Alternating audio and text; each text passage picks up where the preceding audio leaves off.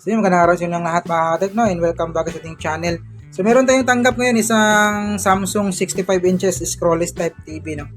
Model niya is UA65 RU 7100G.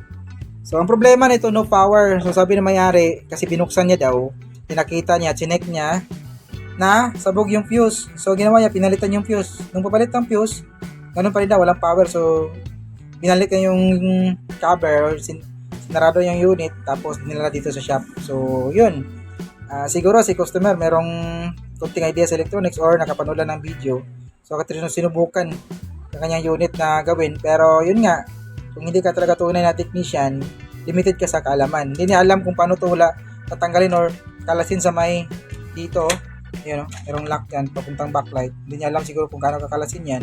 Kasi kung alam pa niya, siguro try niya yung sigurong makita or malaman yung problema. Pero hindi eh. Akala niya fuse yung problema, pero hindi pala, kasi merong butik eh. So malamang merong short circuit or nagka-problema dito sa kanyang primary line. So kita niyo naman dito, yung spark dito kasi yung butik eh, nakapasok siya, din dito sa may easy line siya tumama. So malas niya talaga. So ang gagawin natin ito, chinek po natin yung kanyang primary line, yung filter natin, yung bridge okay naman, yung MOSFET normal, secondary side walang problema. So ito lang siguro yung problema, hindi makapasok yung supply papuntang filter kasi nga putol yung B+ positive line ng ating bridge diode. Yan, putol siya, sunog. So gagawin natin kunting linis at saka jumper lang, then mag-test tayo, no. So yan, continue tayo siguro bukas kasi ang oras na ngayon almost 5:30 na, magpo-close na tayo. So bukas na lang to yung mga katek, no. So dito ginawa natin is ayun. So naidugtong na po natin yung linya na nasunog dahil sa botike. Ayan. So ito yung kanyang connection. Tapos dito meron pang isang putol papunta naman dito sa kanyang PWM. So ngayon ito na po siya, yun, dugtong natin yun. Pala gumamit po tayo ng magnet, isang tawag doon, paa ng isang parts, tapos nilagay natin dito, then hininang natin yung kanyang putol. So nakakonect na po yan. Then ito, so mapa-final testing na tayo.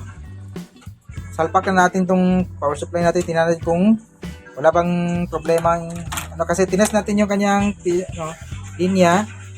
So nung may dugtong natin, okay naman, so far so good, walang shorted, no?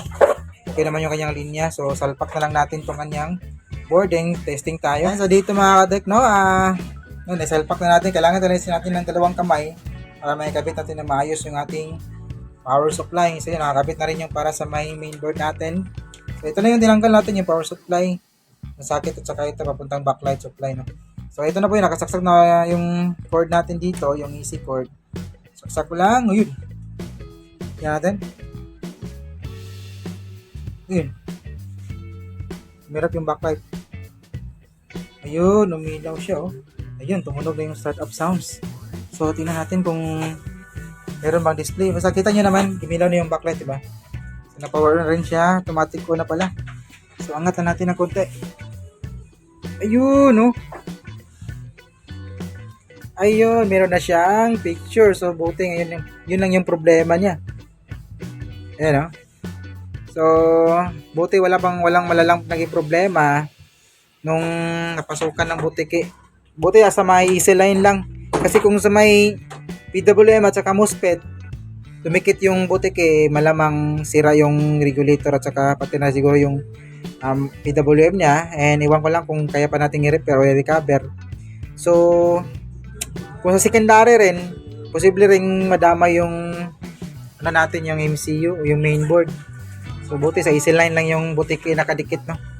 Ayun, no. Ayan. So balik ko lang tong natin dito. Wait. Ayan. Medyo mabigat. Aray, nako po. So yun. So sana kahit paano may nakuha kayong ideas din ginawa kayo mga katek, no. And may God be with us always. And this is your service, Ryan Cruzetech. See you in our next video. Bye bye.